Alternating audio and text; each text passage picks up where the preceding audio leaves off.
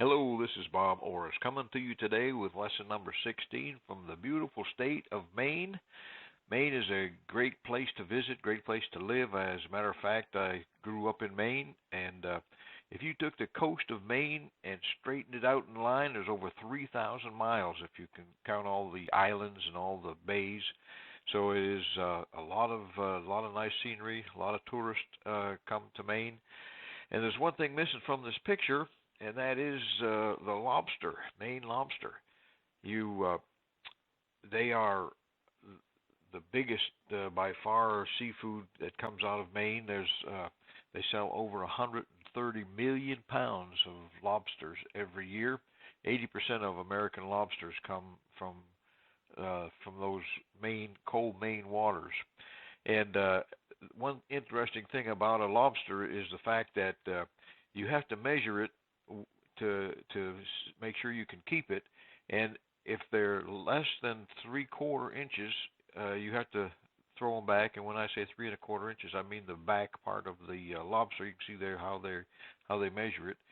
And if it's over 5 inches, you have to throw it back. So it seems kind of strange that why would you throw a larger lobster back? Well, they do that so they remain populated. And so if you're a lobster and you can make it past the 5 inch mark, you're good to go. You can keep on growing and growing. If somebody catches you, they're just going to throw you back. I still have friends that I grew up with that are lobster fishermen, and the only one word you can use to describe them, and that would be rugged. How much does a Maine lobsterman make? Well, they make around 35, 40, sometimes go up to $45,000 a year, which is it's a hard way to make a living, but it's at the same time it is a great way to make a living.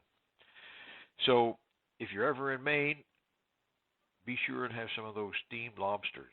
And we'll come back to Maine again and talk about some of the clams that are up there, because those are absolutely delicious. Today's lesson, what are your points of difference?